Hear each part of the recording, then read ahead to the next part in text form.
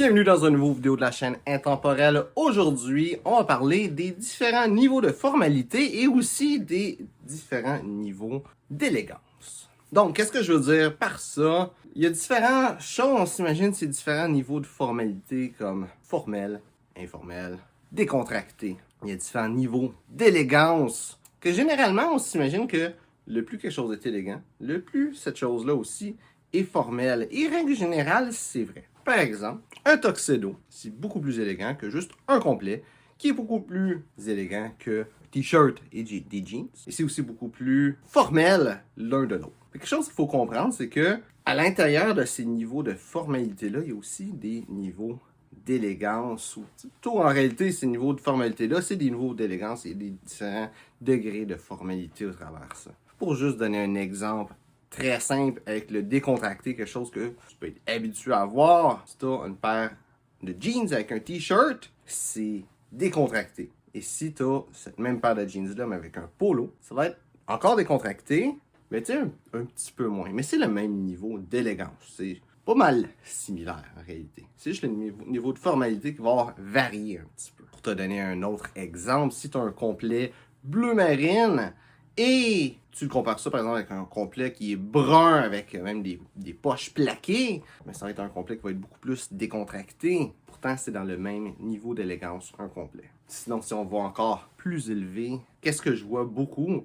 C'est du monde avec les tuxedos qui font n'importe quoi avec ça. Un tuxedo, qu'est-ce que beaucoup de monde va appeler un smoking, et le fait qu'en France, ils appellent ça un smoking, ça rend ça extrêmement compliqué d'expliquer ce sujet-là, parce que un smoking vient du smoking jacket, qui est pas un tuxedo, mais le mot smoking veut dire un tuxedo. Et un smoking jacket, c'est une veste d'intérieur que ça s'appelle. L'affaire, c'est que présentement, avec les tuxedos, le monde s'imagine que n'importe quoi va bien avec n'importe quoi. Avoir une veste d'intérieur avec, par exemple, de quoi qu'on voit beaucoup de monde dire comme conseil, c'est que tu peux mettre des chaussures en velours avec un tuxedo. Tout ça, c'est pas dans le même niveau de formalité.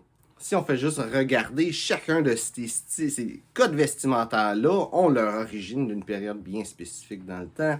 Donc, pour y aller avec le tuxedo, une veste d'intérieur ou un smoking jacket en anglais, ça servait pas à aller à l'extérieur, voir du monde, aller dans des événements fancy. Dans le fond, une veste de velours, c'est fait pour être mis chez soi et peut-être en avoir une coupe à prêter à des invités. Et la raison d'être de ça, c'est, oui, c'est plus relax, c'est plus confortable pour le mettre par-dessus qu'est-ce qu'on porte. Mais c'est aussi pour, comme ça dit en anglais, c'est un smoking jacket, c'est pour éviter l'odeur de fumée. Quand tu fumes un cigare, tu fumes une pipe, que ça s'imprègne de tes vêtements, ou si tu as de la cendre qui tombe dessus, que ça tombe sur ce vêtement-là. Même chose avec des chaussures en velours. Des chaussures en velours, c'est des souliers qui sont faits pour être portés chez soi.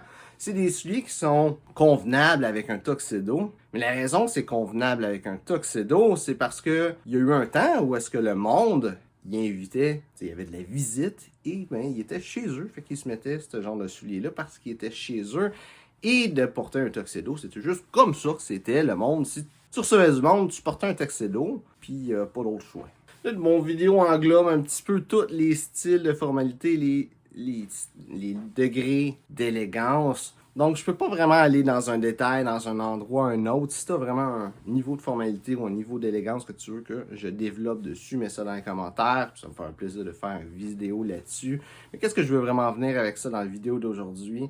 C'est que chaque niveau d'élégance, chaque niveau de formalité ont leur propre étiquette et ça arrive souvent que le monde ne savent pas trop quoi porter.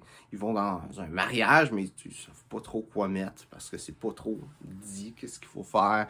Ou quelqu'un qui a un nouveau travail, il n'est pas trop sûr c'est quoi le code vestimentaire, parce qu'encore une fois, c'est pas trop clair. Mais je pense que quelque chose qui fait en sorte que c'est pas clair, c'est que le monde va mélanger sur le degré de formalité, le degré d'élégance, quand c'est deux choses complètement différentes.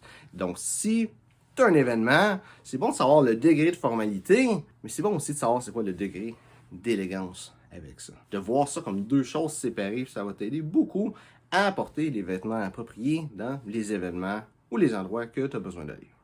Donc, j'espère que tu as aimé la vidéo. Si c'est le cas, like et partage. Si tu as des questions sur le style classique masculin, mets ça dans les commentaires, ça me ferait un plaisir d'y répondre.